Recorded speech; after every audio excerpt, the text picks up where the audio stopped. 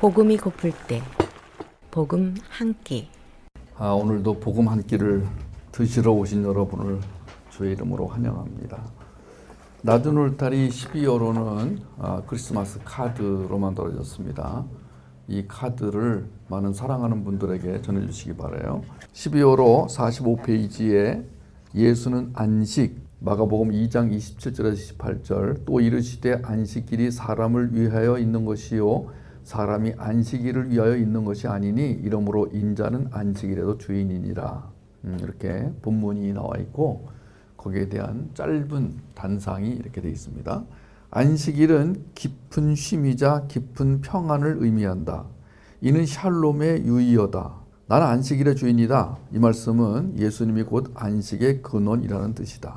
예수님은 우리에게 필요한 깊은 안식의 근원, 그분은 쉬는 방식을 완전히 바꾸기 위해 오셨다. 일주일의 하루는 우리에게 필요한 깊고도 신성한 쉼의 맛보기에 지나지 않는다. 예수님 자체가 쉼이다. 예수 안에 들어가지 않고는 하와이도 아니다. 여러분 하와이 안 가보셨죠? 하와이 안 가본 사람들은 뭐 하와이가 얼마나 좋은지 몰라요. 근데 예수님 안에 들어가지 않으면 하와이도 하와이가 아니다. 하와이도 아무것도 아니다. 이렇게 되는 거예요. 그런데 우리가 이제 예수를 구주로 믿고 은혜를 받았어요. 은혜는 거저 주시는 거라고 그랬잖아요. 그런데 왜 많은 사람들이 이 은혜 속에 들어가지 못할까요? 그 앤드류 팔리가 지은 복음에 더할 것은 없다. 그 21페이지에 보면은 많은 사람들이 하나님이 보여주신 새로운 길을 가기 위해 종교라는 낡은 방식, 조금 더 구체적으로 말하자면 율법이 필요하다고 생각한다. 구원에 이르는 데 필요한 것은 Jesus plus nothing, 즉 예수님 외에는 아무것도 없다는 단순한 진리를 접할 때조차 예수님 옆에 율법을 나란히 세워두려고 한다.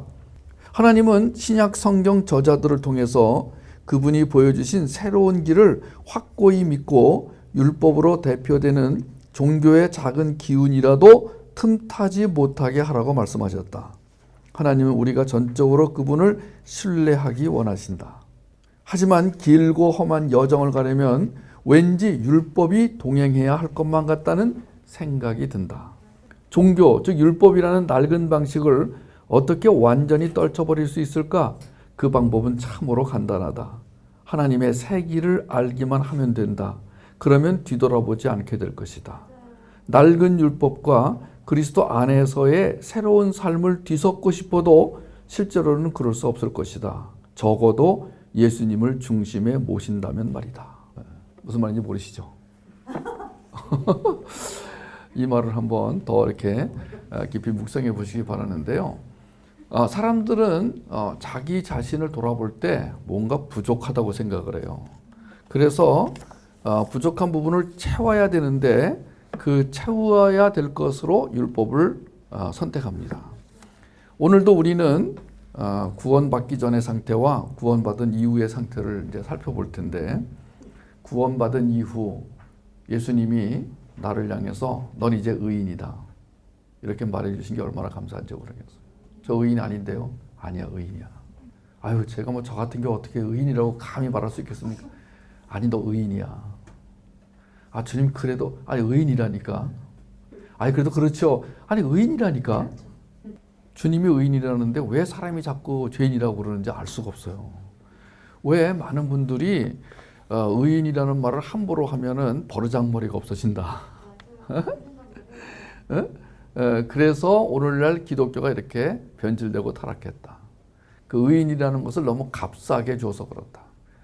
값싼 의인이 어디 있어요? 다. 의인이라는 그 자체는 엄청난 은혜의 대가, 은혜의 산물, 은혜의 대가지불로 주어진 거잖아요. 근데 왜 그게 값싼 거예요? 그러니까 의인으로 의인답지 못하게 사는 의인, 그 의미만 알면 되는데, 그래서 이제 의인답게 살 수 있는 방법만 알면 되는데 그 방법은 안 알려주고 자꾸만 죄인으로 묶어버려가지고, 죄인으로 묶는다는 얘기는 십자가 이전으로 돌아간다는 거예요. 가운데 항상 종이를 펴서 맨 가운데 십자가를 하나 그려놓고 왼쪽은 십자가 이전, 오른쪽은 십자가 이후, 즉 여기는 구원 이전, 여기는 구원 이후 이렇게 써놓으세요. 우리는 여기서 여기로 옮겨왔다니까요. 그리고 다시 돌아갈 수가 없다니까요. 왔다 갔다 하는 게 아니에요. 우리가 지금 이 옮겨진 자리에서 살아가는 자들로 확실하게 알 것은, 자, 과거에 우리는 구원받기 전에는 죄인이라는 인식에 매여 있었어요. 그러나 이제는 의인이라는 인식, 즉 이 인식이 중요합니다. 의인이라는 인식이 중요합니다. 그 의인이라는 인식이 어떻게 우리에게서 확고부동하게 자리를 잡을 것인가, 그것은 날마다 복음을 들을 때만 가능하다고 그랬어요. 복음이 오늘도 너는 의인이야 라고 말해 주시거든요. 그러니까 우리가 이제 성격에 문제가 있어요. 수능형, 할 수 없어형, 경쟁형, 비판형이라는 부정적 성격을 가지고 살아요. 수능형은 어떻게 하면 사람들에게 인정을 받을까, 애처로울 정도로. 할 수 없어형은 에이 난 틀렸어, 너 먼저 가. 인정을 받다가 이제 포기한 상태, 거의 중독자로 전락해 버리죠. 그리고 경쟁형, 이 험한 세상에서 살아가려면 1등을 해야 돼. 1등 아니면 다 죽는 거야. 1등, 오로지 고지를 향하여. 그리고 경쟁하다가 이제 난 틀렸어, 먼저 가. 그럼 비판형. 그러니까 나도 실패했지만 너도 실패해야 돼. 나도 문제가 있지만 너는 더 큰 문제가 있어. 물귀신. 이렇게 네 가지 성격을 가지고 살아가는 사람들은 의인답게 살 수가 없어요. 그리고 의인이라는 인식이 나타나지 않아요. 그러니까 의인이라는 인식을 계속 가지고 있어야 돼요. 왜냐하면 하나님이, 주님이 나를 향하여 너는 의인이다 이렇게 말씀하셨기 때문에 그 말씀에 근거하여 나의 정체성이 결정되는 것이거든요. 구원받기 전에는 죄인으로 살아가는 게 당연하죠. 죄인이었죠. 그런데 이제 구원받은 이후에 의인으로 살게 됩니다. 그 말은 곧 믿음으로 산다는 것이죠. 죄인, 구원받기 이전의 상태, 죄인은 아담의 죄를 전가받았어요.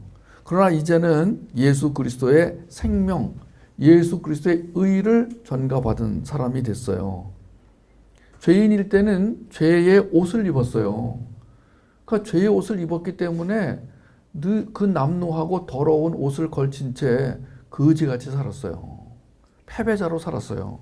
그러나 이제 우리는 그 의의 옷, 즉 옷이라든가 구름이라든가 깃발이 의미하는 그 덮음, 혼인, 한몸, 연합의 의미를 가진 그 옷, 의의 옷, 용서의 은혜, 용납의 은혜, 이것이 묻어있는 그 의의 옷을 입게 되었습니다. 이사야 61장 10절에 보면은 내가 여호와로 말미암아 크게 기뻐하며 내 영혼이 나의 하나님으로 말미암아 즐거워하리니 이는 그가 구원의 옷을 내게 입으시며 공의의 겉옷을 내게 더하심이 신랑이 사모를 쓰며 신부가 자기 보석으로 단장함 같게 하셨더라. 신랑, 신부, 사모, 보석 이런 단어가 나왔잖아요. 우리가 입은 의의 옷은 그야말로 진짜 화려한 혼인식 때 입는 의복, 예복, 그보다 훨씬 더 빛이 나는 옷인데 안 보이죠 지금? 안 보이잖아요. 인식이 안 되잖아요. 내가 의의 옷을 입은 자라는 인식이 안 되잖아요. 속으신 거예요. 하와이도 필요 없어요. 구원받기 전에는 반복되는 제사가 필요했어요. 그런데 이제는 제사가 필요 없어졌어요. 왜냐하면 영단번에 제사가 드려졌기 때문에, 십자가에서. 지난주에 우리 브링업 처치에서 우리 주성희 전도사님이 설교하신 내용인데 필요하신 분은 이 주보를 가져가시기 바랍니다. 주보가 몇 장 남아 있습니다. 이제 구약은 처음부터 마지막까지 제사, 지긋지긋하게 제사가 나와요. 정말 매일같이 제사를 드렸어요. 목사님이 과거에 아프리카 세네갈에서 선교사로 이제 살은 적이 있는데, 그때 그 동네에 무슬림들이 1년에 2차례씩 양을 잡는 행사가 있었대요. 그런데 그 양을 쭉 데리고 이제 간대요. 이 무슬림들이 1인당 한 마리씩 데리고 간대요. 근데 이제 동네에서 못 잡으니까 산속 깊은 데 가서 잡는데, 그 산속에서 잡는데도 그 냄새가 나가지고 그 양의 털을 태우는 냄새 때문에 뭐 그 냄새가 옷에 배가지고 며칠 동안 좀 죽을 정도래요. 거기다가 뭐 태우는 냄새, 살 태우는 냄새, 그 살 태우는 냄새, 노린내, 그 다음에 그 털 태우는 냄새, 이런 것들이 막 퍼진다는 거예요. 이 제사를 드려야만 살 수 있었던 구약을 한번 돌아봅시다. 오늘날 그 제사를 안 드리는 것만으로도 얼마나 감사한지. 그래서 우리가 한번 어디 그 장소를 얻어가지고 양을 한 마리씩 사가지고 가서 양을 잡읍시다. 그러면 아마 다 울 거예요. 아마 통곡하고 울 거예요. 그리고 아마 그럴 거야. 나 못 잡아. 네가 대신 잡아줘. 아니요. 구약의 제사는 자기가 직접 잡아야 돼요. 그러니까 제물로 드릴 소나 염소를 미리 구별해 이렇게. 난 거기서 이제 우리가 구별된 자라는 것이 거기서 드러납니다. 제물로 드릴 소와 양을 어렸을 때부터 따로 구별해가지고 제물로 드리지 않을 것은 뭐 가다가 뭐 넘어지든가 뭐 어디 가서 긁히든가 뭐 상관 안 해요. 근데 제물로 드릴 이 소나 양은 굉장히 조심스럽게 키우면서 맛있는 걸 먹이고 영양제를 먹여가지고 잘 키워야 돼요. 그러니까 하나님이 우리를 따로 구별하셔서 우리 뭘로 구별하셨어요? 제물로. 우리가 지금 제물이라는 게 어디에 나와 있어요? 로마서 12장 1절과 2절에 나와 있어요. 너희 몸을 거룩한 산 제사로 드리라. 그러니까 우리를 오늘도 드리는 거예요. 근데 거기에 구약에는 몸을 드리는 거지만 사실은 지금은 뭘 드리는 거냐? 마음을 드리는 거예요. 그러니까 우리의 마음이 하나님께 드려져요. 그러면 하나님이 그 마음을 하나님의 영으로 채우세요. 그게 지성소예요. 그러니까 우리가 지금도 나를 제물로 드리는 거야. 그러니까 하나님이 제물로 드려질 나를 구별하여 선별하여 나를 택하시고 예정하신 거예요. 맞죠? 그러니까 우리가 지금 구약에 그렇게 많이 드리던 예배. 자, 내가 그 멀리서 그 광야 생활을 할 때 천막을 치고 사는데 천막 끝에서 중심에 있는 그 성막까지 오려면은요 이틀 거리를 걸어서 와야 돼요. 그 뙤약볕에 그 자기가 드릴 제물을 끌고 그 제물은요 그 양이나 소는요 정이 들어요. 정이 들어요. 집에서 자기가 정성껏 키우면 정이 들어요. 소도 정이 들고 돼지도 정이 들고 닭도 정이 들어요. 그 양이나 소를 제물로 드리기 위해서 데리고 오는 동안에 여러분 양도 알고 주인도 알고 소도 울어요. 소도 있잖아요. 보니까 그 죽으러 갈 때 울더라고 진짜. 밥도 안 먹는데요. 그러니까 그 제물을 드리면서 얼마나 마음이 찢어졌을까. 근데 그 제물을 왜 드려야 되냐면은 내 죄를 해결하기 위해서. 근데 그 제사가 그렇게 많이 드려지던 처절하고 끔찍하고 완전한 제사가 이제 한 번에 끝나버렸어요. 어디에서요? 십자가에서. 그래서 그 구원받기 전에는 동물의 피로 씻어야 됐지만 이제 우리는 예수의 피로 구원이 확인이 됐습니다. 구원받기 전에는 사단의 지배, 즉 자아의 지배를 받았어요. 그러나 이제는 예수 그리스도의 영, 성령의 지배를 받고 역동성을 가진 자로 살게 돼요. 예수 그리스도와 한 몸됨, 연합, 멍에를 같이 메고 살아가게 됩니다. 구원받기 전에는 육으로 사는 삶, 즉 자충성의 삶이었어요. 그러나 이제는 영으로 사는 삶, 물론 육의 습관은 남아 있습니다. 로마서 8장 14절에 무릇 하나님의 영으로 인도함을 받는 사람은 하나님의 아들이라 그랬잖아요. 그러니까 우리가 하나님의 영으로 살면 그 자체가 하나님의 아들이라는 증거가 되는 거예요. 우리 안에 죄의 습성, 육의 습관이 남아있지만 우리의 정체성은 하나님의 아들, 성도, 거룩한 자, 의로운 자가 된 거예요 이미. 자, 구원받기 전에는 인간이 지은 죄의 결과로 하나님과 분리되었어요. 그리고 하나님을 남편으로 모셔야 될 사람들이 율법을 남편으로 모시고 살았어요. 그래서 성취감이 삶의 기본이었습니다. 율법과 율법주의는 다르다고 그랬죠, 그죠? 율법은 완전해요. 하나님의 속성을 가지고 있어요. 하나님의 법이에요. 진리예요. 그러나 율법으로는 구원받을 수 없어요. 율법주의는 나의 행동이 하나님과의 관계에 영향을 미친다고 생각하는 거예요. 지금도 계명을 지켜야 한다고 우기는 거예요. 신념과 의지를 부추겨 인간의 힘으로 하나님을 기쁘시게 해야 된다고 주장합니다.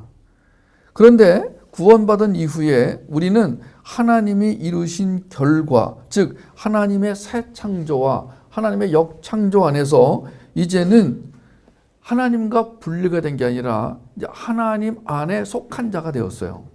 근데 문제는 뭐냐면은 우리가 예수를 남편으로 모시고 살아야 되는데 예수를 남편으로 모시지 못하고 그냥 멀리 있는 타자, 나를 도우시는 신, 이런 개념을 가지고 사는 게 문제예요.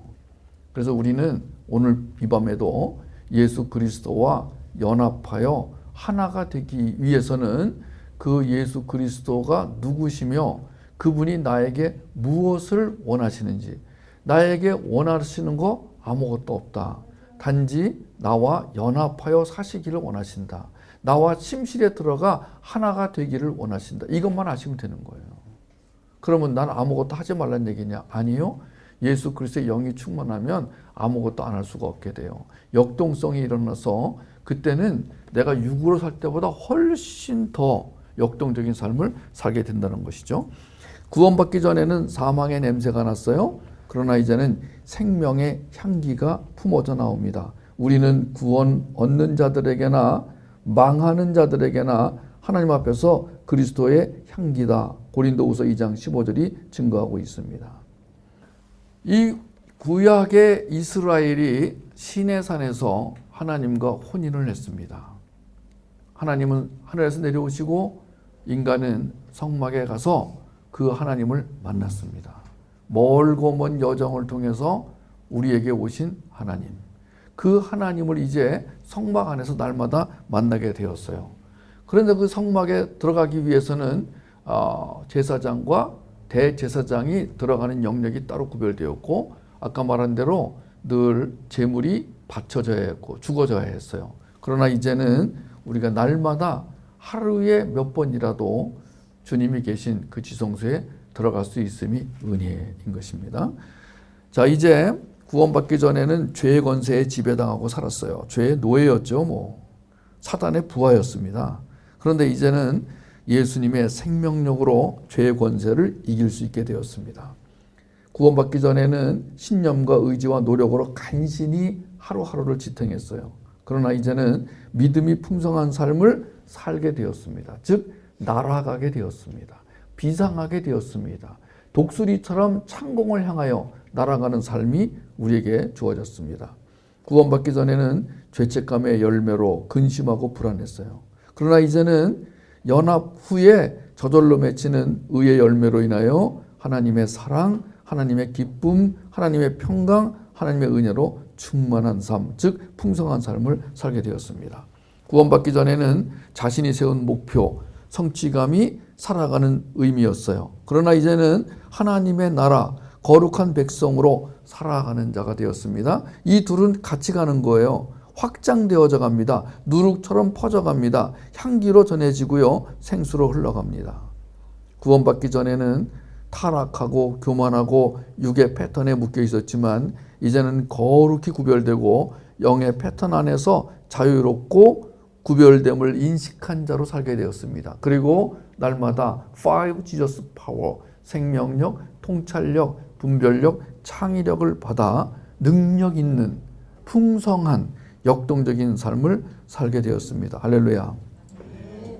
구원받기 전에는 하나님과 멀어져 있었어요. 그래서 늘 하나님을 오해하고 그리고 하나님 말씀에 믿어지지도 않고 그냥 무섭기만 하고 두렵기만 했어요.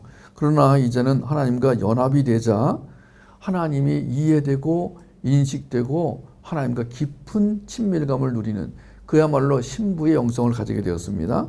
구원받기 전에는 율법의 노예였어요. 그러나 이제는 하나님의 자녀 신부의 영성을 갖게 되었습니다. 구원받기 전에는 멸망의 자식이었어요. 그러나 이제는 상속자가 되었습니다. 이 하나님의 생명, 하나님의 의, 하나님의 영광, 하늘의 모든 것을 상속받게 되었어요. 로마서 8장 17절에 자녀이면 상속자, 곧 하나님의 상속자여 그리스도와 함께한 상속자니 우리가 그와 함께 영광을 받기 위하여 고난도 함께 받아야 할 것이니라.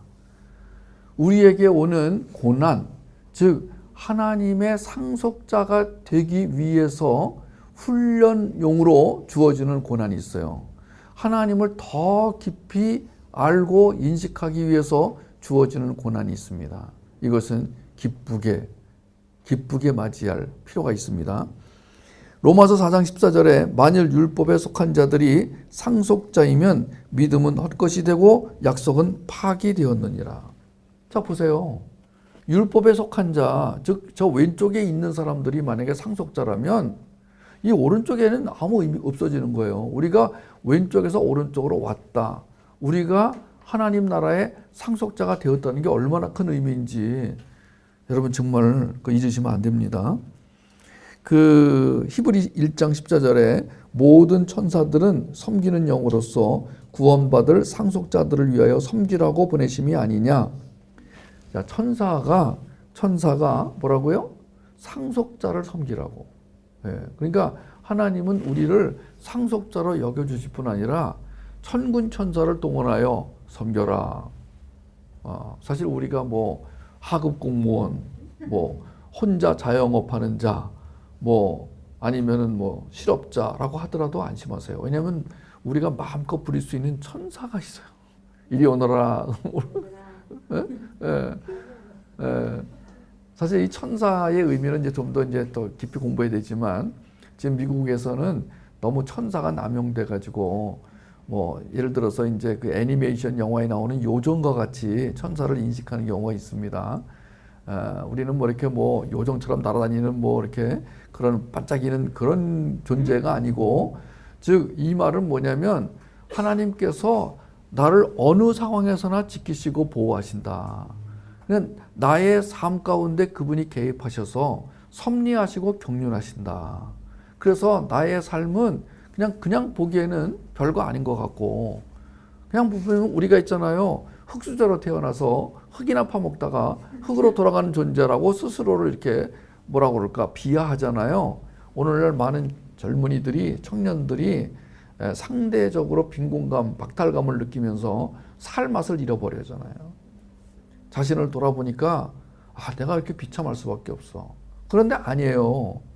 하나님의 그 말씀 가운데 사는 사람들은 하나님이 나를 바라보고 계시며 그분이 나에게 그 하늘의 천군 천사를 붙여주실 만큼 귀하게 여기신다. 이것만 묵상해도요, 우린 대단한 존재들입니다. 의인, 그냥 의인이 아닌 거예요. 디도서 3장 7절에 우리로 그의 은혜를 힘입어 의롭다 하심을 얻어 영생의 소망을 따라 상속자가 되게 하려 하심이니라. 우리의 소망은 어디에 기인하는 거냐면 영생, 조애, eternal life.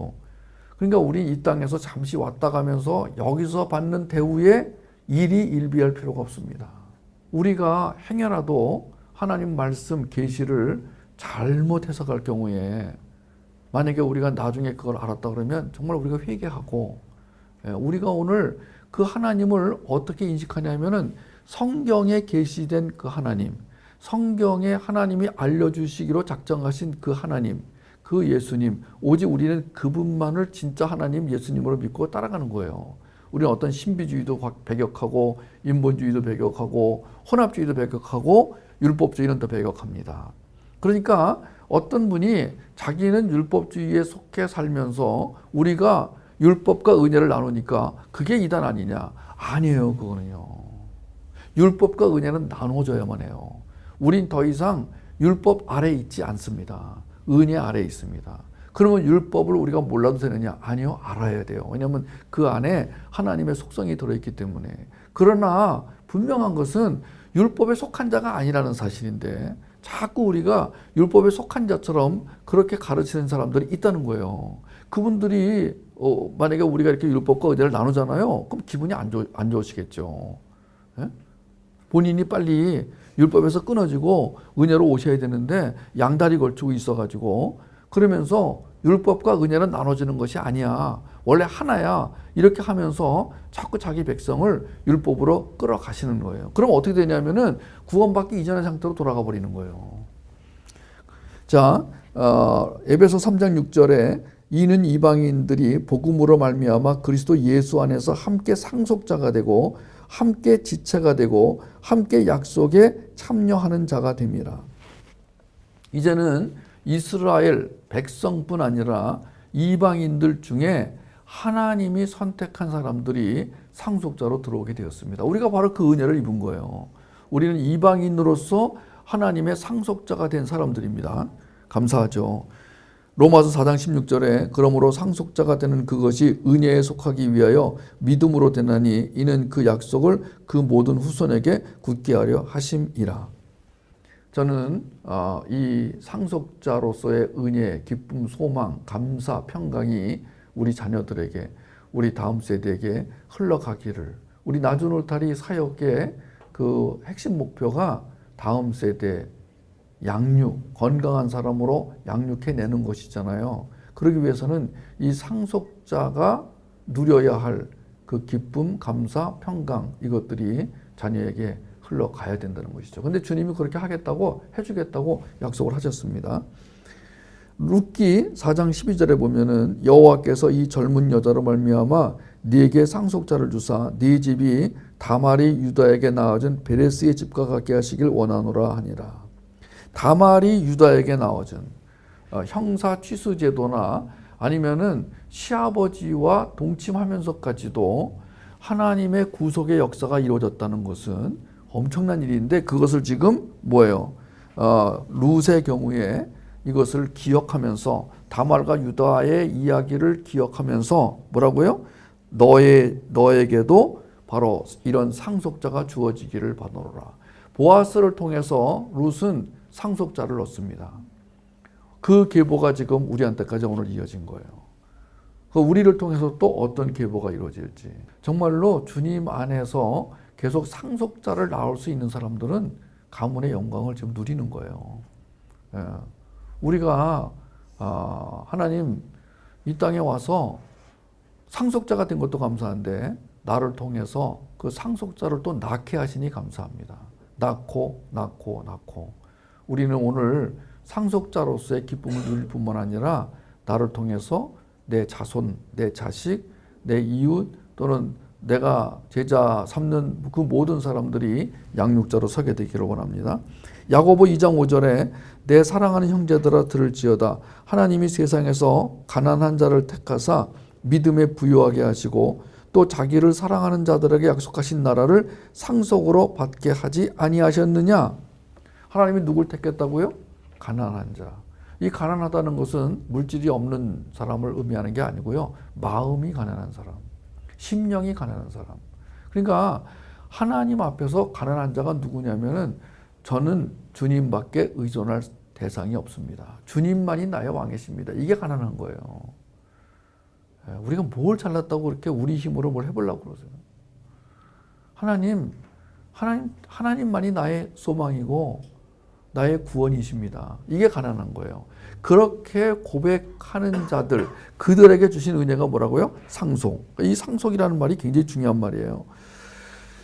우리가 이제 그 에베소 1장 17절, 18절, 19절에도 상속의 은혜에 대해서 우리가 살펴봤잖아요. 기업의 영광의 풍성함, 기업의 영광의 풍성함. 이 기업이라는 것이 바로 상속자가 받을 하나님의 축복, 이것을 기업이라고 하는 거잖아요. 그러니까 하나님이 우리에게 주시고자 하는 것은 뭐냐 하면요, 우리 마음이 지성소가 되어 그 마음으로 천국을 맛보며 사는 것, 이게 기업이에요. 우리가 받는 기업은 눈에 보이는 어떤 물질, 건강, 학업 성취, 어떤 자격증 취득, 또는 투자한 것에 대한 보상, 이런 것이 아니라 우리가 받는 놀라운 축복, 상속 받아야 할 것들은 바로 눈에 보이지 않는, 그것은 우리 마음을 통해서 주어지는 거예요. 그러니까 만약에 우리 마음이 지성소가 됐다, that's enough, 충분히 차고 넘치는 마음이 지성소가 되면은 모든 것이 다 끝난 거예요. 사실 오늘날 왜 이렇게 정신적으로 문제가 많고, 왜 많은 사람들이 지금 막 우울하고 방황하고, 왜 자살하고, 우리나라가 지금 전 세계에서 자살률이 제일 높은 나라인데 왜 그러냐? 마음이 지옥이 된 거예요. 마음이 지옥이 되어버리면 이 땅에서 무슨 살 소망이 있겠어요? 근데 마음이 천국이 되면 그냥 감사가 나와. 그냥 감사해. 잠시 그냥 어떤 문제 때문에 속을 썩을 때가 있어. 저도 오늘 그랬어요. 뭔가 계속해서 그 속상한 일이 생겨, 이렇게. 안타까운 일이 생겨. 그래서 이거를 다 내 것으로 이렇게 하다가 보면은 밥맛도 잃어버리고 잠도 안 오고. 그런데 어느 날, 바로 어느 순간 이 모든 것들을 주님한테 가져가. 주님 이거 다 가져가세요. 주님한테 다 넘겨드려. 그러면 주님이 그 더러운 걸 다 가져가셔. 내가 토한 거를 다 닦아내셔. 그래 놓고 주님의 은혜를 부어주세요. 그럼 거기서 바로 나오는 게 감사가 나오는 거예요. 우리의 몸과 마음, 영혼, 유구, 지정의가 다시 뭐죠? 우리 하늘을 날아갈 때 두 가지 필요하다고 그랬잖아요. 양력과 추진력을 얻어서 이 비행기가 그냥 쫙 올라가는 걸 경험하는 거예요. 그러다가 또 떨어져, 이렇게. 떨어지는데 옆에서 너 떨어진다? 그러면은 떨어져요? 왜 떨어지죠? 너 지금 떨어지고 있어. 다시 이제 옆에 비행기들이 알려주고, 그리고 연료를 같이 채워주고, 그리고 그 연료 얻는 법을 알려주고, 다시 또 올라가는 거예요. 그래서 비행기가 편대 비행을 쫙 해나가는 거예요. 혼자 가는 비행기는 외롭고 쓸쓸하지만 그 여러 대의 비행기가 쫙 하늘을 향해 날아가는. 그리고 이제 우리가 구원받기 전에 죄인의 괴수였잖아요. 사도 바울이 그렇게 고백했잖아요. 나는 죄인의 괴수였다. 구원받기 이전에 자기 모습이었잖아요. 그런데 이제는 우리가 의로운 성도가 되었어요. 하나님이 구별의 역사 속에 뿌려놓은 자들이 되었어요.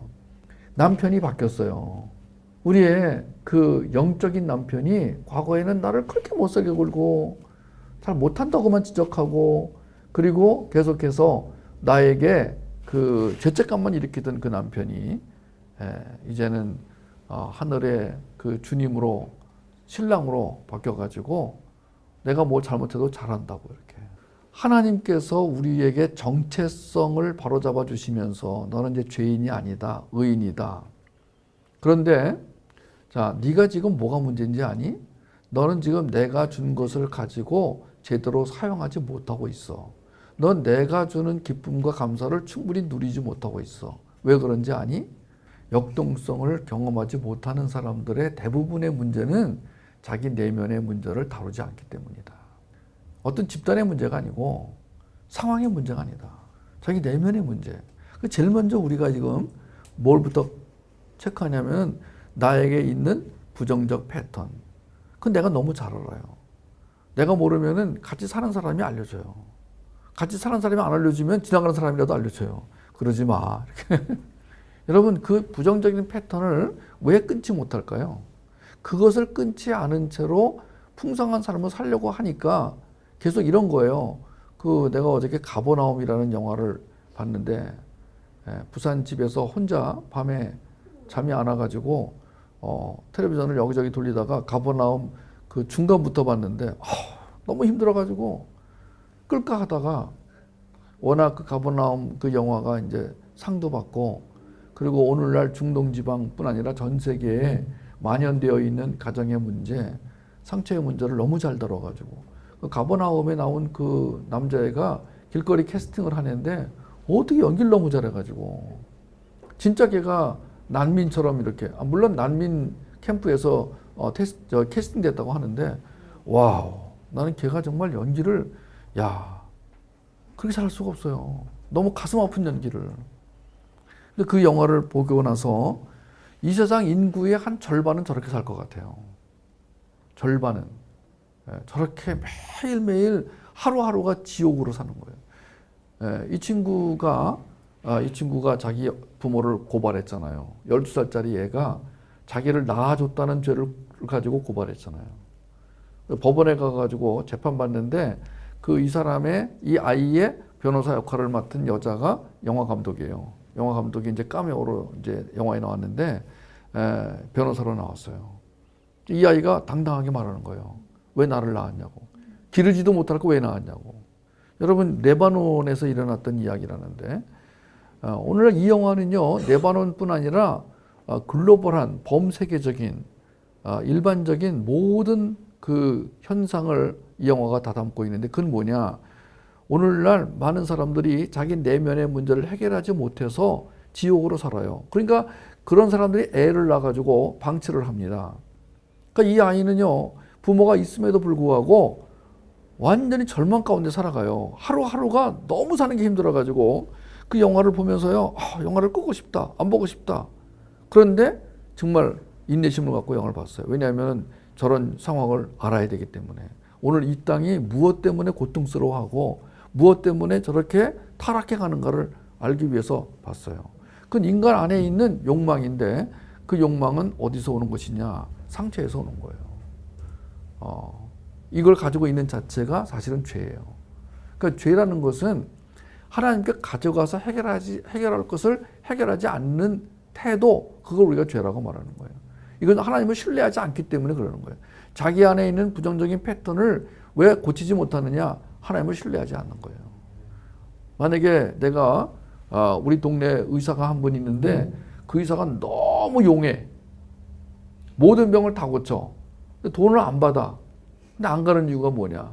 돌팔이라고 생각하는 거예요. 사기꾼이라고 생각하는 거예요. 아니 진짜 그 의사는 용해. 예? 그리고 그냥 돈도 안 받고 다 치료해줘. 근데 왜 안 가? 신뢰하지 않는 거야. 의심하는 거야.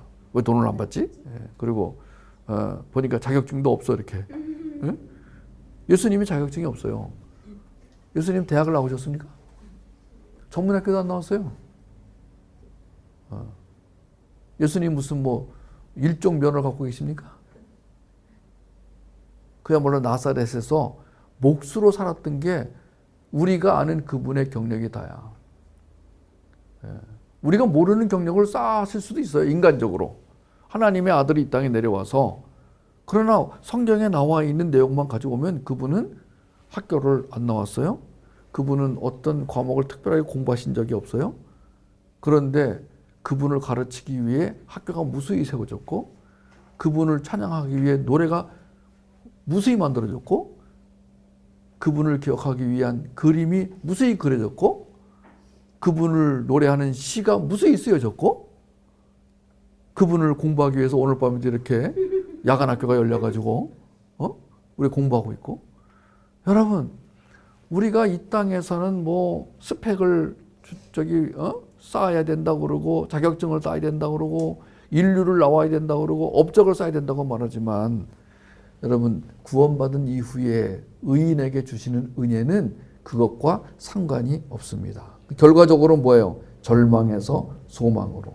로마서 8장 24절에 우리가 소망으로 구원을 얻었음에 보이는 소망이 소망이 아니니 보는 것을 누가 바라려. 아니요. 우린 봐야 바래요. 우리는요. 우린 비주얼 해야 돼요. 우리는요. 손에 잡히는 경제. 우리는 눈에 보이는 성공. 내가 예측할 수 있는 그 무엇을 추구해야만 안심이 되는 거예요. 근데 하나님이 우리에게 주시고자 하는 것은 눈에 보이지 않는 거예요. 근데 믿음의 눈으로는 그걸 볼 수 있어요. 저는 지금 복음을 얘기하고 있습니다.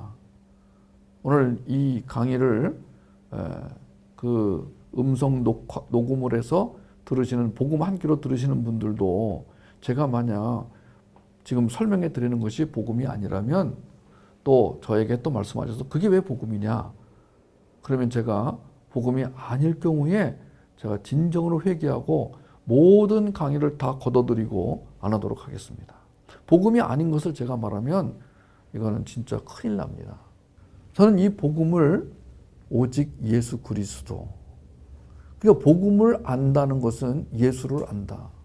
복음을 가졌다는 것은 예수의 생명을 가졌다. 복음으로 산다는 것은 예수님에게 절대 의존하는 것이다. 맞습니까? 틀립니까? 근데 그 예수가 소망인 거예요. 예수 그리스도만이 소망인 거예요. 다른 것은 소망이 없어요. 우리가 그 소망을 잃어버리면 절망으로 빠지는 거예요. 다 저쪽으로 가는 거예요. 저쪽으로 갈 수 없어요. 우리는 저쪽으로 갈 수 없는 운명을 가지고 살게 됐어요. 막 왔다 갔다 하는 게 아니라니까요. 우리는 지금 여기서 이리로 넘어와가지고 그야말로 하나님의 은혜, 하나님의 선을 이루기 위해서 주시는 열정, 그 열정은 우리를 소망으로 인도합니다. 소망의 항구로 인도합니다. 소망은 희망과 다른 것입니다. 희망은 바랄 수 있는 것을 바라는 것이지만 소망은 바랄 수 없는 것을 바라는 거예요. 그럼 여기에 포함되는 게 영생이에요. 우리가 지금 영생을 어떻게 바란단 말이에요? 아니 피조물이 죽으면 끝이고 그 이후에는 심판이 있고 멸망의 구렁텅이로 빠져들어가야 돼요. 우리는 원래 그래야만 됐던 존재들이에요. 아무 희망이 없어요. 먼지로 와서 먼지로 돌아가요. 근데 그 먼지로 돌아간 이후에 무가 되는 것이 아니라 이 무가 되는 것이 아니라 여기에는 뭐예요? 영원한 형벌, 심판, 멸망, 불의 심판이 있는 거예요. 이게 영원히. 아니 지금 우리가 한 10년만 그냥 무슨 그 병을 알아도 얼마나 견디기 힘들어요. 제가 미국의 드라마 보니까 그 어머니가 할머니가 암에 걸려가지고 딸 보고 죽여달라고. 그 워싱턴 DC 같은 데서는요, 그 조력자가 있으면은 안락사를 하는 것이 법으로 허용이 됐대요. 지금 이제 점점점 서양의 선진 국가들이 이 안락사를 허용하는 추세로 가고 있어요. 왜냐하면은 너무 고통스럽게 사느니 그 삶을 줄여주는 것도 이 사람을 위한 것이다. 그러니까 인본주의적 발상이죠. 그러나 우리는 끝까지 그걸 참아내고 이겨내야 됩니다. 예? 우리는 하나님이 오라고 하실 때까지는 인위적으로 목숨을 끊지 않습니다. 그 대신 저도 여기서 공개적으로 말합니다만은 만약에 의사가 가망이 없다라고 할 때 인위적으로 살려두지는 마십시오. 연명치료인가요? 예. 저는 그거는 반대합니다. 그러니까 의학적으로 그 식물인간처럼 살려놓는 상태, 그거는 아니에요.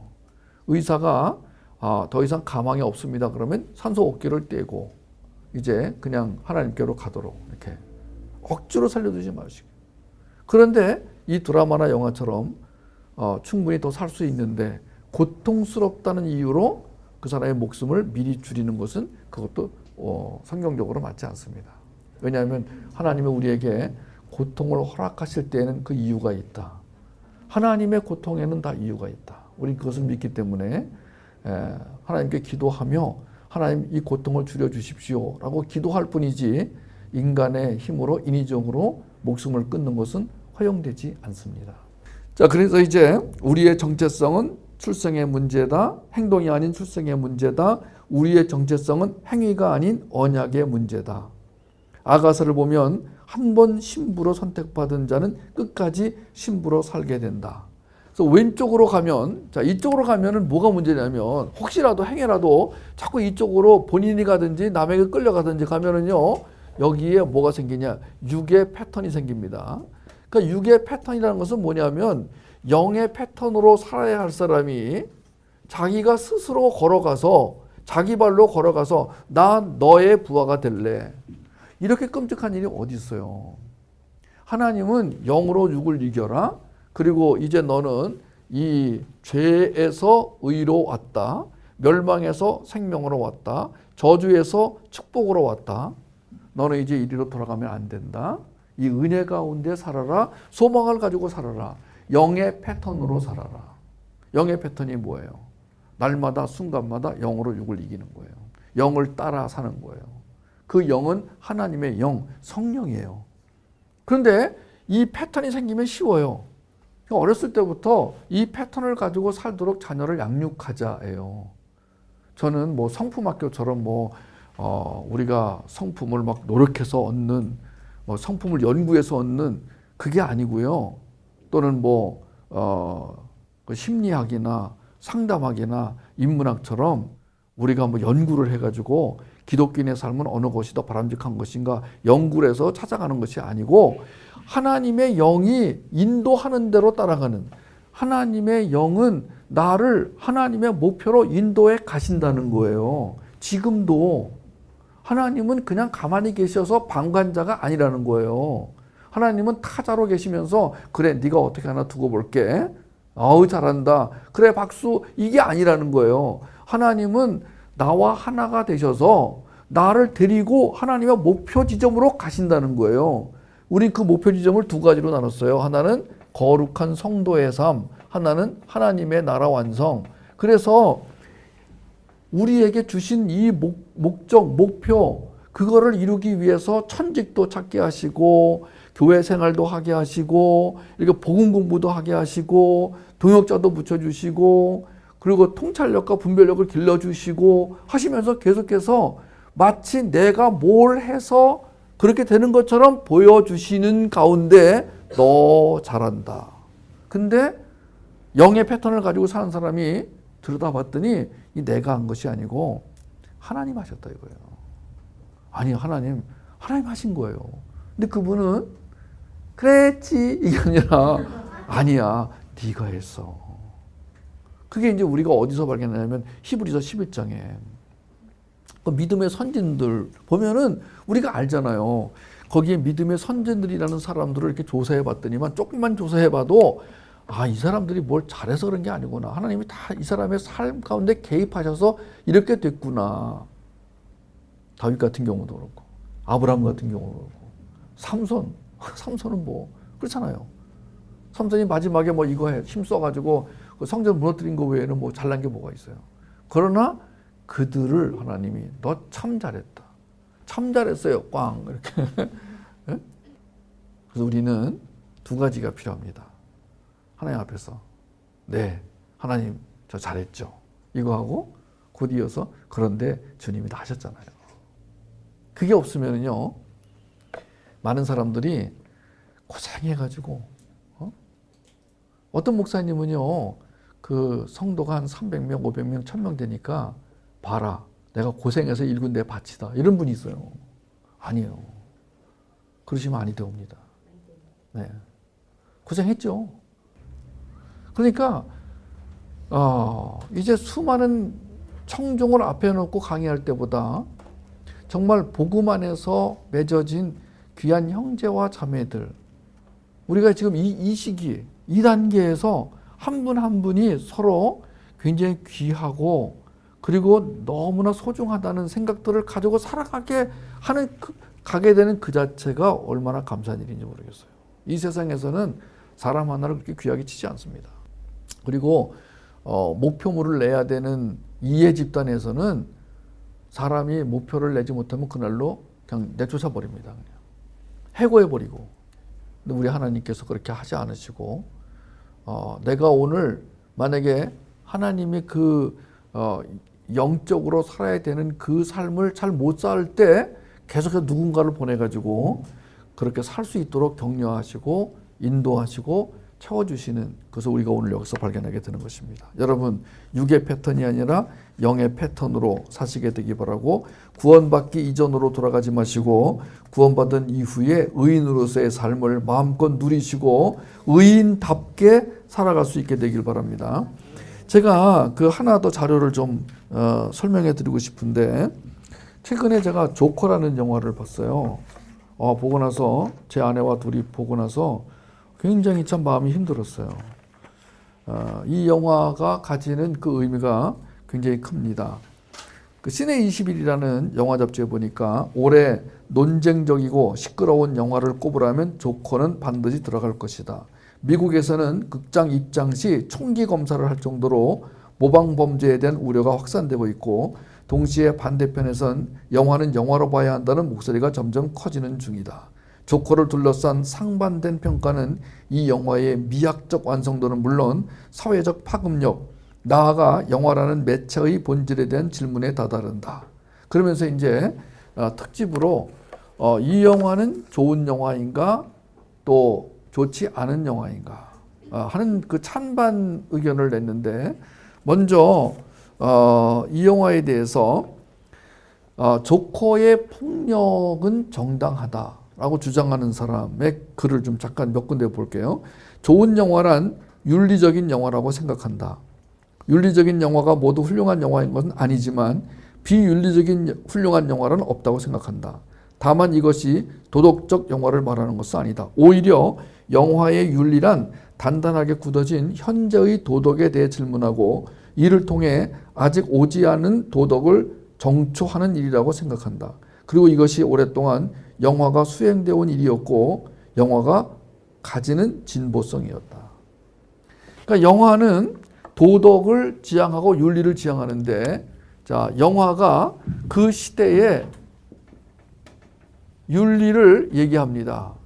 그러면 지금 이 현재에서 말하는 이 윤리는, 현재의 이 말하는 언급하는 윤리는 앞으로 미래 사회의 정초가 된다. 정초라는 것은 그 건물을 지을 때 그 왜 돌멩이 하나 만들어 놓고 그 정초라고 이렇게 한문으로 쓰는 돌멩이 있어요. 머릿돌. 그러니까 말하자면 영화가 그런 역할을 한다. 와우. 오늘날 영화가요. 철학입니다. 신학입니다. 과학이에요. 야, 이거를 이해하려면은요. 이 안에 담겨 있는 이것과 관련된 많은 것들을 공부해야 돼요. 미학부터 시작해가지고 그래야 이 평론을 이해할 수가 있어. 근데 어쨌든 잠깐만 읽어볼게요. 지금 읽은 내용 말고 조커는 폭력을 미워하는가? 그렇지 않다. 조커는 폭력을 사실적으로 그리고 있을 뿐이다. 이게 무슨 내용이에요? 무슨 말인지 아시겠어요? 사실적으로 그려진 폭력은 전혀 아름답지 않다. 와우. 이 논법은 또 뭐예요? 기괴하거나 혹은 필요할 뿐이다. 야, 여러분 이런 말들을 지금 이 잡지가 지금 살아 있어요. 지금 영화 잡지가 살아 있다는 얘기는 이걸 보는 독자가 있다는 거예요. 그럼 누가 보겠어요? 여러분 젊은 친구들이 이걸 볼 때 특히 이제 크리스찬 청년들이 이 잡지를 보면서 영화를 이제 이해하려고 그러면 이것들을 비평적으로 봐야 돼요. 우리는 말하자면 무엇을 기준으로 비평하냐면 기독교 세계관, 성경적 세계관으로 비평을 해야 돼요.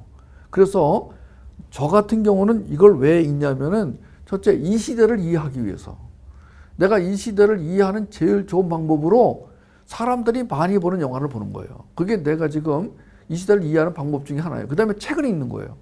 만약 어떤 책이 센세이션을 일으켰다. 82년생 김지영. 나는 벌써 옛날에 읽었어요. 나는 책으로 읽었어요. 예. 이 영화가 나왔단 말이에요. 근데 지금 수많은 사람들에게 공감대를 얻고 있어요. 그러니까 어떤 부분은 성경적 세계관으로 볼 때 안 맞아요. 틀렸어요. 그런데 내가 그거를 수용할 수밖에 없는 이유는 그거를 수용하는 사람들과 대화를 해야 되기 때문에 그런 거란 말이에요. 그런데 그게 쉽지가 않은 거예요. 보세요. 이제 반대쪽 얘기 중에서 조커는 영화 속에서 몇 번이나 대사로 강조하는 것처럼 미쳐버린 세상의 한 복판에 서서 의도적으로 그 시대 착오적 방법론을 적극 표방한다. 혼란한 심리 상태에서 발생하는 행동들, 돌발적인 충동과 병리적 망상의 공포는 미국이라는 정신분열의 세계를 일그러뜨려 왔다. 잘 모르는 내용인데 어쨌든 자, 이해하려고 애를 쓰면서 읽었어요. 조커가 발산하는 폭력과 카오스는 얼마나 안전하게 짝이 없는가. 모든 것이 남들은 이해 못할 아서의 망상일지도 모른다는 알리바이를 더 씌우려 애쓰는 소심한 에필로그에 이르면 사태를 모함으로 이끄는 빛과 어둠의 수사는 반복적인 술래잡기로 형태를 바꾼다. 아서는 지독한 공상을 꿈꾸면서 아직도 어둠 속에 있다. 병동에 갇힌 카메라는 개인의 분노와 공동체의 충동이 세계와 충돌하면서 벌어진 결과를 외면한다. 하스미 시게히코의 표현을 빌리자면 조커는 그러한 기획의 실패를 찍는 것조차 실패한 사례다. 우리는 성경의 구속사 공부하는 게 제일 편해요. 여러분 이런 논리를 배워서 이 논리를 가지고 우리에게 다가오는 젊은이들하고 대화를 하겠다. 쉽지 않습니다. 저는 이 시간을 빌어서 지금 음성으로 강의를 들으시는 지금 오프라인에 저와 같이 얼굴을 맞대고 같이 강의를 듣지 못하고 음성으로만 강의를 들으시는 분들에게 부탁을 드립니다. 기독교는 개인 구원에 기초하고 있습니다. 개인적입니다. 어머니가 구원을 받았어도 자식은 또 개인적으로 예수를 영접해야 됩니다. 아버지가 목사님이건 장로님이건 선교사님이건 훌륭한 신앙인이라고 할지라도 저절로 자연스럽게 자식에게 흘러가지 않습니다. 자식은 또 개인적으로 주님 앞에 나와서 예수를 구주로 믿겠다고 고백해야 됩니다. 기독교는 개인 구원에 기초합니다. 그러나 기독교는 개인 구원으로 멈추지 않습니다. 이 부분을 여기서 이제 간격이 생깁니다. 뭐냐면은 우리가 지금까지 살아온 시대와 또 다른 시대가 다가오고 있는데 그 시대는 과거의 어법, 과거의 논법으로는 통하지 않는 시대. 그러니까 우리는 날마다 계속하여 이 텍스트뿐 아니라 컨텍스트, 맥락과 사회 현상, 세상이라는 세상에 있는 이 논법과 어법들을 배워가야 됩니다. 우리가 텍스트만 공부하기도 벅차고 힘든데 어떻게 컨텍스트까지 같이 해야 된단 말입니까? 네, 해야 됩니다. 그것이 우리가 가져야 할 자세고 우리가 가야 할 길이고 우리에게 주어진 과제라는 거예요. 제가 지금 신의 20일의 한 부분을 읽어드렸는데 만약에 생각이 있으시면은 지금 조코를 특집으로 낸 신의 20일 잡지를 구하셔서 한번 읽어보시기 바랍니다. 그리고 그것을 하나님의 시각에서 비평해 보시기 바라요. 그리고 그런 논법들이 젊은이들에게, 오늘날 젊은이들에게 어떤 영향을 주고 있는지, 어떻게 먹혀 들어가고 있는지 좀 조사해 보시기를 바랍니다. 자, 이제 오늘 마지막 페이지, 9페이지 보도록 하겠습니다. 하나님이 우리를 그리스도 안에서 산자로 만드신 것은 옛 창조물을 조금 바꾸신 정도가 아니다. 그는 옛 생명을 죽이고 그 자리에 새 생명을 주심으로써 완전히 새로운 것을 창조하였다를 고린도후서 5장 17절을 통해 자기 말로 풀어 설명하라고 그랬어요. 고린도 5장 17절이 그런즉 누구든지 그리스도 안에 있으면 새로운 피조물이라 이전 것은 지나갔으니 보라 새 것이 되었도다예요. 자, 여기에 피조물이란 단어의 어원은 창조하다, 즉 없던 것을 만들다라는 뜻이라고 그랬죠. 그리스도 안에서 우린 더 이상 죄인이 아니라고 했습니다. 우리가 더 이상 죄인이 아니라는 말은 우리가 더 이상 죄를 짓지 않는다는 말이 아니죠. 우리의 행동이 우리의 정체성을 결정하지 않는다는 뜻입니다. 나는 남자로 태어났기 때문에 남자다. 여러 번 얘기했습니다. 이 과에서 가장 많이 인용된 문장입니다. 우리의 정체성은 행동이 아닌 출생의 문제. 나는 그리스도 안에서 이미 거룩한 자가 되었음. 죄인이었던 나는 십자가에서 죽었다. 나는 하나님이 새로 창조하신 성스러운 작품, A Divine Masterpiece. 주님이 새로 창조하신 성스러운 작품. 굉장히 좋은 표현이죠? 오늘 이 문장만 깊이 묵상한다면 자신의 존재감에 대해서 더 이상 부정적으로 새 창조가 있으려면 역창조가 있어야 돼요. 그러니까 이 과거의 나는 이제 없어져야 돼요. 역창조를 통해서 새 창조가 이루어진 거예요. 두 번째, 구원을 올바로 이해하려면 구원이 필요한 이유부터 알아야 한다를 자기 말로 자세히 설명해 보라 그랬습니다. 제가 설명해 드릴게요. 에베소 2장 4절에서 5절에 보면 긍휼이 풍성하신 하나님이 우리를 사랑하신 그 큰 사랑을 인하여 허물로 죽은 우리를 그리스도와 함께 살리셨고 괄호하고 너희는 은혜로 구원을 받은 것이라는 말씀이 나옵니다. 예수를 믿기 전 우리에게 필요했던 건 용서가 아니에요. 죄의 용서가 아니었습니다. 그보다도 예수 그리스도의 부활 권능과 그 권능으로 우리를 변화시키는 하나님의 능력을 알고 믿는 믿음이 필요했습니다. 예수님의 십자가에서 내가 같이 죽었다는 것과 예수님이 우리 위해 성취하신 일을 믿어야 했어요. 그러려면 죽음에서 부활의 생명이 필요했습니다.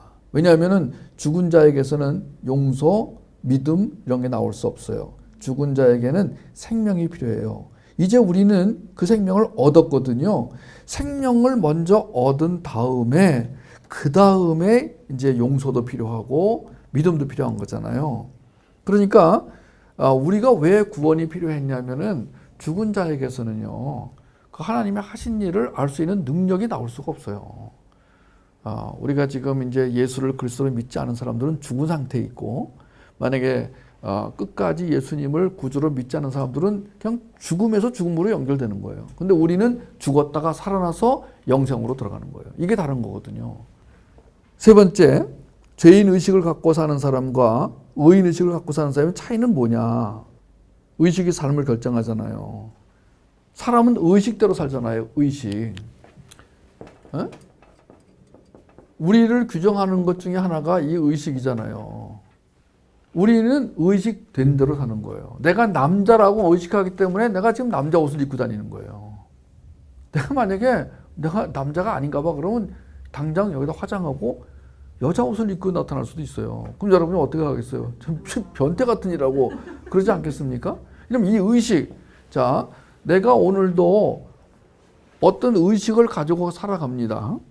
그러니까 이 의식과 무의식, 우리가 또 이제 의식만이 아니고 또 무의식이 또 있어요. 지난번에 제가 그 BBS 강의할 때 이 무의식에 대해서 이제 영상 자료를 보여드렸더니만 많은 분들이 놀라시더라고요.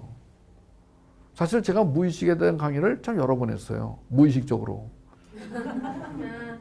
저만큼 무의식에 대해서 많이 언급하는 사람이 없어요. 왜냐하면 저는 옛날에 그 무의식에 대한 책을 읽고 깜짝 놀랐어요. 더군다나 무의식을 조종하는 광고. 제가 이 책을 읽고 이 책을 어디서 구했는지 하여튼 이 책을 구해서 읽었을 때 정말 놀랐습니다. 수많은 광고쟁이들이 인간의 무의식에 알게 모르게 메시지를 집어넣어요. 그것을 역하지각이라고 한다고 그랬어요. 예. 그러니까 이 메시지를 집어넣어 가지고 여기서 뭐가 나오게 만드는데 일반인들은 그걸 모르고 있다는 거예요. 근데 이 의식과 무의식, 그것을 연결하는, 의식과 무의식을 연결하는 연결 지점에 뭐가 있냐? 마음이 있다는 거예요. 그러니까 이 마음은 의식과 무의식에 공히 영향을 미치고 주장하기도 하고, 또 의식과 무의식이 마음에 영향을 미치고 마음을 흔들어 놓기도 하고, 화살표가 양방향으로 되는 거예요. 의식도 마음과 양방향 화살표, 무의식도 마음과 양방향 화살표가 될 수밖에 없어요. 그래서 이 마음이 지성소가 되지 못하면, 자, 의식에 문제가 생기는 거예요. 무의식은 더 문제가 생겨요. 그럼 여기서 행동이 나오는데, 자, 마음이 지성소가 되지 못하니까 이 의식에서 어떤 행동이 나오겠어요? 그러니까 지옥으로 향하는 행동이 나오는 거예요. 지옥을 향한 행동이 여기서 나올 수밖에 없는 거예요. 그게 뭐예요? 절망감이죠. 지옥의 특징이 절망이에요. 천국의 특징이 소망이고. 그러니까 어느 한순간 우리가 절망의 나락으로 뚝 떨어져 버리는 거예요.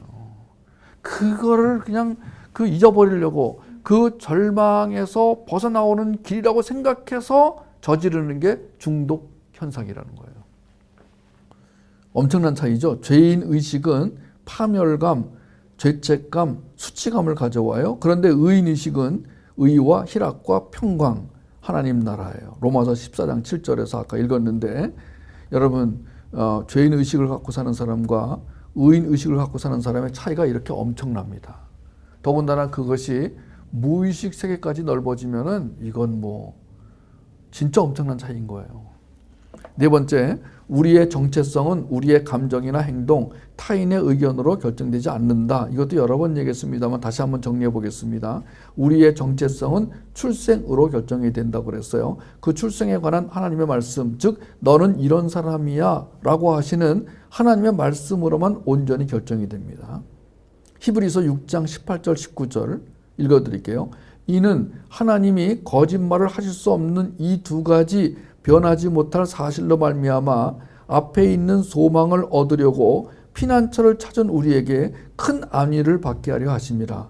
우리가 이 소망을 가지고 있는 것은 영혼의 닷 같아서 튼튼하고 견고하여 휘장 안에 들어가나니. 우리는 의인으로서 휘장 안에 들어갈 수가 있어요. 그러니까 우리의 정체성은 휘장 안에 들어가서 하나님 창조주를 1대1로 만날 수 있는 자격을 가진 정체성인 거예요. 그것은 어마어마한 거예요. 우리가 그냥 예배 드립시다 그러면 그냥 아무 생각 없이 예배 따라 하잖아요. 아니에요. 그렇게 따라 하지 마시고 내가 예배의 주체자가 되어서 그 하나님을 만나러 가는 그 프랙티스를 자주 하셔야 돼요. 누가 예배 드릴 때 그냥 수동적으로 따라하는 예배는 자칫 내가 이런 자격을 갖춘 자라는 인식을 잊어버리거나 또는 희미하게 만들 수가 있어요. 예배가 뭐가 좋으냐면은 내가 하나님을 만날 수 있는 자격을 가진 자라는 인식을 갖게 하는 게 그 예배란 말이에요. 그래서 예배가 내가 실제로 내가 예배 주체자가 되어서 그 하나님이 계신 곳으로 뚜벅뚜벅 걸어가는 거예요. 그 믿음의 그 태도를 가지고 걸어가는 거예요. 당당하게 걸어가는 거예요. 그래서 예배의 주체가 되시라는 거예요. 객차가 되시지 말고. 지금 많은 기독교인이 그냥 예배를 가서 봐, 이렇게. 예배를 드린다고 하는데 그냥 참여하는 정도밖에 안 되는 거예요. 아니라니까요. 5번째, 구별되어졌다를 토기장이, 진흙, 뚝배기, 도자기 등의 단계로 설명해 보라. 예, 토기장이가 똑같은 흙으로 뚝배기도 만들고 도자기도 만들어요. 자, 토기장이가 진흙 한 덩어리로 하나는 귀 쓸 그릇을, 하나는 천이 쓸 그릇을 만들 권한이 없느냐? 로마서 9장 21절. 여호와의 말씀이니라 이스라엘아, 토기장이가 하는 것 같이 내가 능히 너희에게 행하지 못하겠느냐? 이스라엘 족속아, 진흙이 토기장이의 손에 있음 같이 너희가 내 손에 있느니라. 에레미야 18장 16절 말씀이었어요. 에레미야 애가 4장 2절에는 순금에 비할 만큼 보배로운 시온의 아들들이 어찌 그리 토기장이가 만든 지랑아리 같이 여김이 되었는고. 참 그렇습니다. 우리의 존재는 하나님 말씀에 의해 결정이 됩니다. 순금에 비할 만큼 보배로운 시온의 아들들아, 너 어찌 그리 토기장이가 만든 지랑아리 같이 여김이 되었느냐. 너 지랑아리 아니야. 애가서 4장 2절의 말씀입니다. 잘 기억해 두세요.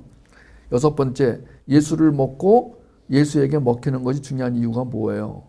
제가 늘 읽어드리는 말씀이 있죠? 요한복음 6장 35절. 이거는 뭐 항상 어디다 기록해 놓으세요. 나는 생명의 떡이다. 나를 먹어야 줄이지 않는다. 이 말을 어디다 적어 놓으세요. 예수님이 나 떡이야, 먹어. 이러는 거예요. 나 네 떡이야. 먹어. 제발 좀 먹어줘, 나를. 그러시는 거예요. 그 다음에 여기에 지금 이 먹어라. 요한복음 6장 48절 51절에도 나오는 데 있잖아요. 이 먹어라는 이 말이 헬라어로 트로고래요. 트로고. 근데 이 트로고라는 말은 그냥 먹어라가 아니라 꼭꼭 씹어 먹어라라는 거예요. 예수를 꼭꼭 씹어 먹는 거예요. 그래서 그 말씀이 나의 명치에 들어와가지고 나의 심령에 들어와가지고 한 일주일은 그 말씀이 계속 이렇게 역동적으로 살아나요. 저는 옛날에 그 말씀을 그냥 막 화장실에도 붙이고 막 벽에도 붙이고 막 이런 적이 있었어요. 예, 요새는 그런 거 안 합니다만 다 손으로 써가지고 제가 글씨를 참 잘 쓰거든요. 특히 붓으로 물감을 찍어가지고 글씨를 왜 요새 그 캘러그 있잖아요. 그런 것처럼 내가 캘러그의 원조예요, 사실은. 내가 미국에 가서도 그 이은미 자매의 시화전을 내가 혼자 다 준비했어요. 이은미 자매의 시를 내가 시화로 다 그려가지고 전시회를 할 정도로 쫙 해줬는데, 여러분 어떤 말씀을 우리가 특별히 오랫동안 기억해야 될 게 있는데, 특별히 이과를 공부하면서 우리의 정체성에 관한 말씀, 그 말씀 가운데 오늘 이 중요한 거, 나는 생명의 떡이다. 나를 먹어야 네가 줄이지 않는다. 날 좀 먹어다오. 무엇을 먹느냐에 따라 결과가 달라지잖아요. 그 다음에 나에게는 너희가 알지 못하는 양식이 있다. 알죠? 그거 그죠? 언제 나온 말이에요 그게? 수가성 여인. 수가 여인을 만나서 대화하다가 제자들이 와가지고 놀란 거 아니에요. 아니 우리 선생님이 왜 이렇게 이방 여인하고 저렇게 노닥거리고 있으신가? 그리고 밥을 사왔는데 왜 본 적도 안 하시나? 그래서 선생님 밥 사왔어요. 베드로가 그랬겠지. 분명히 그랬을 거야. 그래서 선생님이 뭐냐면, 얘들아 나한테는 네가 알지 못하는 양식이 있어. 얘야. 얘가 내 양식이야. 이거야 사실은. 그러면서 덧붙였어요. 그 하나님이 시키신 일을 하는 게 양식이다. 아버지가 시키신 일을 하는 게 양식이다. 먹는 거다. 내 양식이다. 그 아버지가 뭘 원하시는 거예요? 아버지가 하시는 일은요, 분명히 아가서에도 이 신부한테 원하는 거 없어요. 문 열어달라? 뭐 이거밖에 없어요. 그 다음에 너 내가 주는 거 잘 갖고 있어라. 내가 널 꾸며줄게. 이거밖에 없어요. 나랑 동산에 갈까? 아가새 보면은 이 여자한테 뭐 부탁하는 게 별로 없어요. 뭐 땅을 팔아는 둥, 무슨 뭐 돈을 벌어 오르는 둥, 뭐 선교사로 가라는 둥, 이게 없습니다. 근데 하나 있어요. 마지막에 이제 6장에 나가면 뭐가 있냐면은 네 저주로 어린 염소 새끼를 먹여라. 이게 이제 그 베드로를 만난 것도 마지막에 그렇잖아요, 그죠? 할 말이 얼마나 많으시겠어. 베드로야, 그러면 안 돼. 그렇잖아. 실수한 거지. 뭐 이렇게 얘기 얼마나 많겠어요. 근데 다 생략하고 내 양을 먹여라, 내 양을 치라. 여러분, 우리가 그 주님의 그 뜻을 쭉 살피면은 뭐에 관심이 있냐면은 생명을 낳고 그 생명을 양육하는 것에 주님이 지대한 관심을 갖고 있다는 걸 발견하게 되는 거예요. 그러니까 양육자가 되는 게 정말 이게 보배로운 일인 거야. 제자란 말은 너무 어려워. 그리고 제자 그러면 가르치는 거 위주가 돼요. 근데 양육자는 그 삶을 같이 사는 게 양육이에요. 자식을 키우는데 저 멀리 놔두고 제주도 갖다 놓고 양육할 수는 없는 거 아니에요. 오늘날 많은 가정에서 그 기러기 엄마 아버지가 생겨가지고 따로 떨어지거나 아니면 애를 너무 일찍 유학을 보내가지고 양육되어질 때 양육이 안 되면 애가 이상해지는 거예요. 생각은 결과를 낳는다. 잘 기억하시고요. 자, 신해산 전에 지난번 우리 안종원 목사님이 설교가 너무 좋아가지고 다시 좀 인용해 볼게요. 신해산 가기 전에 르비딤 광야에서 주께서 하나님이 그 반석을 쳐서 물을 내라, 생수를 내라. 그런데 반석에서 생수가 안 나는데 반석에서 생수를 나올 것이다, 생수가. 근데 그 반석이 누구냐면 예수 그리스도였어요. 우리 구속사로 볼 때는 그 반석이 예수를 상징하는 예표하는 거였어요. 그러니까 예수를 쳐라. 예수에게 명령해라. 어떤 때는 명령만 해라 그랬어요. 어떤 때는 치라고 그랬어요. 그래서 거기서 생수가 나올 것이다. 그래서 그 예수로부터 나오는 생수를 먹어야 네가 산다. 이 고린도서 5장 4절에 이 장막에 있는 우리가 짐진 것까지 탄식하는 것은 벗고자 함이 아니요 오직 덧입고자 함이니 죽을 것이 생명에게 삼킨 바 되게 하려 함이라. 언약을 뜻하는 베리트는 먹히다, 먹다, 속박, 구속이란 뜻을 포함하고 있습니다. 따라서 예수님의 언약 아래 산다는 건 예수를 먹고 예수에게 먹힌다는 뜻입니다. 요한복음 4장 34절 이르시되 내게는 너희가 알지 못하는 먹을 양식이 있느니라. 나의 양식은 나를 보내신 이의 뜻을 행하며 그 일을 온전히 이루는 것이니라. 이제 더 이상 자기 자신을 죄인이라고 부르지 말자. 근데 나의 정체성은 하나님의 말씀하신 그 말씀 가운데서 정해지는데, 그리고 그 하나님이 나를 죽였다가 살리시면서 그 태어남으로 인해서 정체성이 결정이 되는데, 우리는 이제 의인의 반열에 들었고 의의 옷을 입은 자로 절대로 이 옷이 벗겨지지 않고 마지막 그 어린 양의 혼인 잔치에까지 이 옷을 입고 갈 거예요. 이 옷은 벗었다 입었다 하는 것이 아니라 우리는 이 옷을 입은 채로 사는 거예요. 그래서 우리가 이 흰 옷을 입은 빛나는 의의 옷을 입고 그리고 이 광채를 가진 자로 살아가면서 하나님이 우리에게 주시는 이 생명력을 우리를 만나는 사람들에게 흘려보내는 축복의 통로의 삶을 살 수 있도록 준비를 다 해놓으시고 때가 되자 그분이 우리를 여기로 부르신 거예요. 여러분과 제가 오늘 여기서 만난 것은 결코 우연이 아니에요. 그렇게 볼 때, 하나님의 섭리와 계획 속에 볼 때. 그러면 하나님이 우리를 모으신 이유는 간단해요. 그것은 뭐냐? 바로 서로 격려하고 위로하여 예수를 먹고 예수에게 먹히는 그 일에 힘써다오. 너희가 할 것은 그거밖에 없다. 즉 네가 나에게 먹히고 네가 나를 먹어서 네가 양육을 받은 이후에 너도 다른 사랑하는 이들을 그렇게 양육해다오.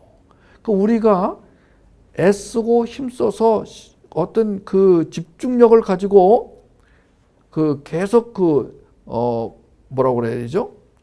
추구해야 될 것, 기억해야 될 것, 잊어먹지 말아야 될 것은 뭐냐면 예수를 먹고 예수에게 먹히고 예수에게 속하고 예수와 하나가 되고 그와 연합이 되고 그와 한 몸이 되어 예수 그리스도가 나의 인생 전체를 지배하며 살아가는데 나는 그분을 사랑하고 그분이 나를 사랑하기 때문에 이 둘의 관계는 속박의 관계가 아니고 어떤 계약의 관계가 아니고 어떤 운명의 관계, 이상하게 사람들이 말하는 그런 관계가 아니고 우리는 그 예수 그리스도와 영원히 그렇게 하나가 되어 살아갈 수밖에 없는 존재로 만들어졌구나.